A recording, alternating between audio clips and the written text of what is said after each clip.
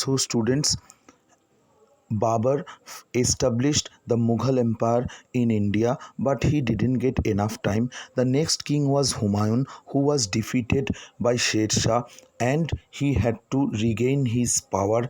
But after regaining power, he didn't have enough time.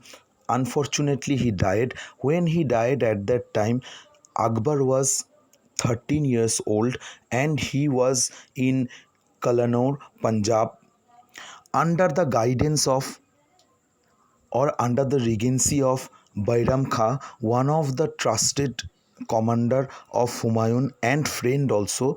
Akbar was declared or acclaimed as the Mughal emperor after the death of Humayun, and Bairam Khan was his guide, or Bairam Khan was the in charge to guide that Akbar how to rule and give all kinds of suggestions to Akbar. Now, in 1556, Akbar became the Mughal emperor and he was the youngest one at the age of 13. Now, when Akbar became the Mughal ruler or sat on the throne, he was surrounded with different enemies from the different parts of India, and in the north and the northwest he got lots of threatening attacks during that time. And Akbar, with proper strategies and policies under the guidance of Bairam Khan, started to cope up with the situation. Bairam Khan, who was born in present-day Afghanistan, he joined Babur's army at a very early age and fought for him. After Humayun's death, he served as Akbar's regent, a person who governs on behalf of a ruler. That means under the guidance of Bairam Khan, Akbar became the ruler. Bairam Khan became the Wakil or the chief minister of the kingdom with the title of Khan-e-Khana. Under Bairam Khan's guidance, Akbar immediately began seizing territories throughout India. So just now I said that at the very young age, at the age of 13, Akbar became the emperor, and that's why he needed certain guidance, experience guidance, and Bairam Khan gave it to him.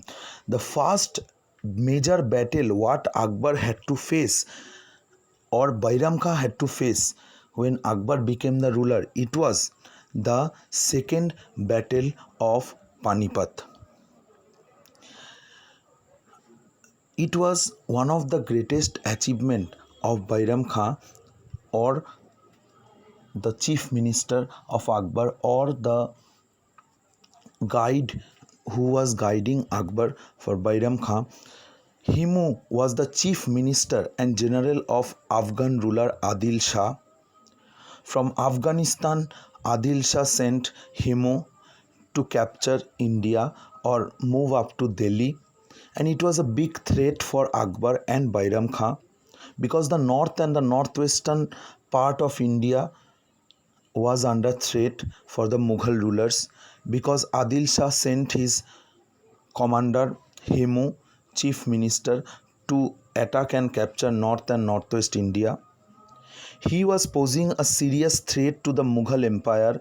He had seized control over Delhi and Ajmer after defeating the Mughal forces, because at that time Akbar was in Punjab, Kannur, and that's why Delhi was under the control of Himu. Himu, with his few soldiers, captured the throne. He then declared himself as an independent ruler, assuming the title of Hemachandra Vikramaditya. Hemachandra Vikramaditya was the title taken by Himu after winning Delhi from the Mughal force. Bairam Khan didn't give Himu much time to consolidate his position, engaged him in an early fight. In November 1556, the Mughal forces and Himu's army met at Panipat. The second battle of Panipat ended in Himu's defeat and death. This is the famous place of Panipat, we already know, where Babar defeated Ibrahim Lodi, the last Sultan of Delhi, and established the Mughal power in India. In that same place, second time the war took place between the commander of Adil Shah and Afghan ruler whose name was Himu. He attacked from the north and the northwestern part of India, and the Mughal soldiers met with him at Panipat. And Himu already captured Delhi and declared himself independent and took the title of Hemchandra Vikramaditya. And Akbar's and Bairam Khan's soldiers didn't lose that much time. Immediately they attacked Himu at Panipat, and in 1556, in the month of November, the second battle of Panipat took place. Panipat ended in Himu's defeat and death. With this battle, the Afghan power was crushed and the threat to the Mughal empire was reduced. Later, Lahore, Multan, Ajmer, Jaipur and Gwalior were also conquered by Bairam Khan. All the northwestern parts of India were again conquered. So students, you can understand this.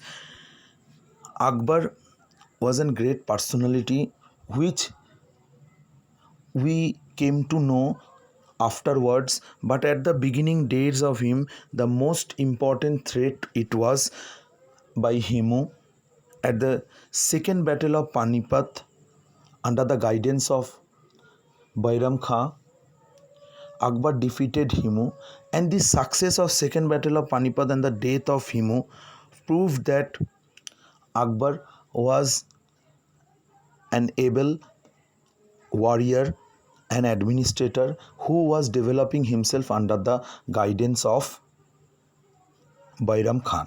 So this was the beginning. We will continue our discussion about Akbar's various administrative policies and capturing other areas in our next few classes.